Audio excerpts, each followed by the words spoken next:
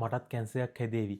මට දැන් තියෙන රෝග ලක්ෂණ අනුව මේ කැන්සර් එකක් තමයි කියලා ඔයාලට බය හිතෙනවා නම් මෙන්න මේ වීඩියෝ එක ඔයාලට. අවුරුදු 75ක් ජීවත් වුණොත් ඔයාලට කැන්සර් එකක් හැදෙන්න තියෙන හැකියාව පිරිමි කෙනෙක් නම් 108ක හැකියාවක් තියෙනවා.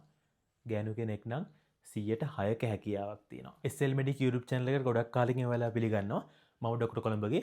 මම අද කතා කරන්න හදන්නේ ලංකාවේ අපිට ගොඩාක් වැදගත් මාතෘකාවක්. ඒ තමයි ඔයාලා නොසලකා හරින්න හොඳ නැති රෝග ලක්ෂණ.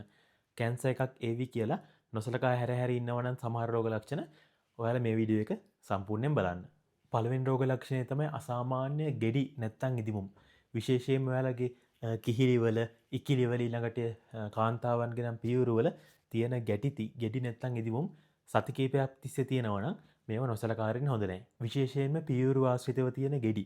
ගොඩක් අඩු වයසින් ඉන්න කාන්තාවන්ටත් පියවරු පිළික හැදෙන්න පුළුවන්. හැබැයි දැන් ඒ වගේ ගැටිත්තක් තියෙනකොට ඔයාලා අද අඩුවේ හෙට අඩුවේ කියලා කාලයක් තිස්සේ බලන් ඉඳලා සමහරවිට එතකොට කැන්සර් එක මුළු ඇඟේම පෙනහළු වලට සහ අස්ථි වලට හැමතැනම පැතිරලා තියෙන්න පුළුවන්. තවත් සමහර අය හිතන් ඉන්න දෙයක් තමයි දැන් මගේ කිහිල්ලේ තියෙන ගෙඩිය රිදෙන්නේ නැහැ. මගේ පියවරුවේ තියෙන ගෙඩිය රිදෙන්නේ නැහැ. ඒක නිසා මම ඩොක්ටර් කෙනෙක් හම්බෙන්න ඕනේ නැහැ. එහෙම නැහැ. ගොඩක් වෙලාවට ඔය කැන්සර් පැත්තට යන ඉදිමුම් ගෙඩි ගොඩක් වෙලාවට කැක්කුමක් නැතුව තමයි එන්නේ. ඒක නිසා පරක්කු වෙන්නේ නැතුව අදම ඩොක්ටර් කෙනෙක් හම්බෙන්න යන්න. ඔයාලා නොසලකා හරින්න හොඳ නැති ඊළඟ රෝග ලක්ෂණය තමයි අසාමාන්‍ය විදිහට බර අඩු වෙන එක. ඔයාලා ඩයට් කරනවා නම් එක්සර්සයිස් කරලා බර අඩු කරන්න try කරලා එහෙම බර අඩු වෙන එක ගැන නෙවෙයි මේ කියන්නේ.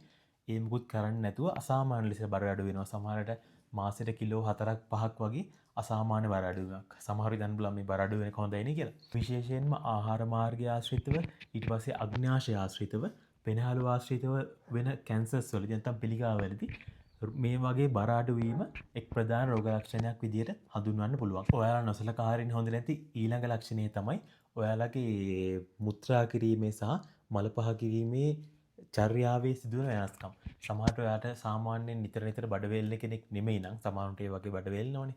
එහෙම නැතුව හොඳට සාමාන්‍ය විදිහට ටොයිලට් යන කෙනෙක්ගේ එකපාරට අසාමාන්‍ය ලෙස බඩ වේලන්න ගන්නවා. ඒක රෝග ලක්ෂණයක් වෙන්න පුළුවන්. කොහෙද ආහාර මාර්ගයේ මහාන්ත්‍රයේ ඇතිවන කැන්සර් එකකට. ඒ වගේම මුත්‍රා පිට කිරීමේදී ඔයාලට මුත්‍රා පිට ගන්න හිර බවක් දැනෙන්න පුළුවන්. ඊළඟට ගොඩක් අය නොසලකා හරින පිළිකාවක් වෙන්න පුළුවන් රෝග ලක්ෂණයක් තමයි කාලයක් තිස්සේ තියෙන කැස්ස සහ කටහඬ වෙනස් වීම.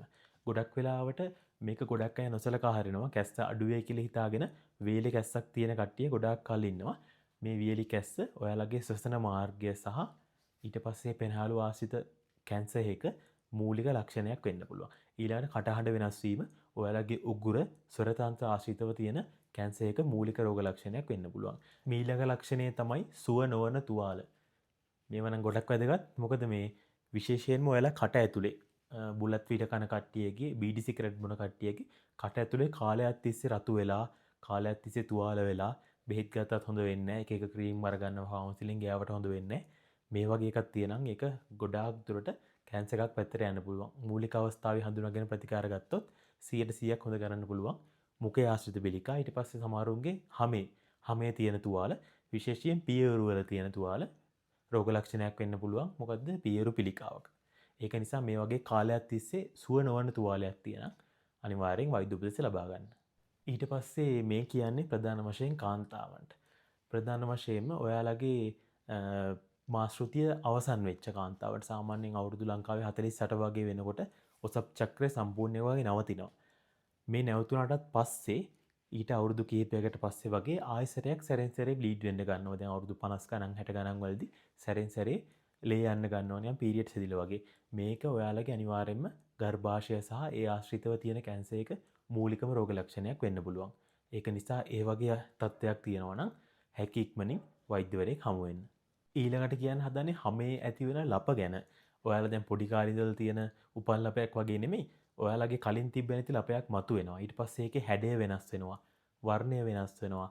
ප්‍රමාණය වෙනස් වෙනවා. මේ වගේ ඔයාලගේ තියෙන ලප වගේව තියෙනවා නම් ඒක හමේ ඇති වෙන කැන්සර් එක මූලික රෝග ලක්ෂණයක් වෙන්න පුළුවන්. ඒ ලපේ පාට ටික ටික වෙනස් වෙනවා. හැඩය ටික ටික වෙනස් වෙනවා. ඒක තමයි සාමාන්‍යයෙන් කැන්සර් එකක් නිසා ඇතිවන ඒ වගේ ලපයක තියෙන ලක්ෂණය. දැන් අපි ලංකාව ගැන කතා කරොත් ලංකාවේ අවුරුද්දකට කැන්සර් නිසා මැරෙනවා 20000ක්. ඊට පස්සේ ඔයාලා අවුරුදු 75ක් ජීවත් වුණොත් ඔයාලට කැන්සර් එකක් හැදෙන්න තියෙන හැකියාව පිරිමි කෙනෙක් නම් 108ක හැකියාවක් තියෙනවා. ගෑනු කෙනෙක් නම් 106ක හැකියාවක් තියෙනවා. මේ වීඩියෝක වැදගත් කියලා හිතුණා නම් ලයික් එකක් කමෙන්ට් එකක් දාන්න. යාළුවන්ට බලන්න ෂෙයා කරන්න. මේ වගේ තව වීඩියෝ එකකින් ආයෙත් හම්බෙමු.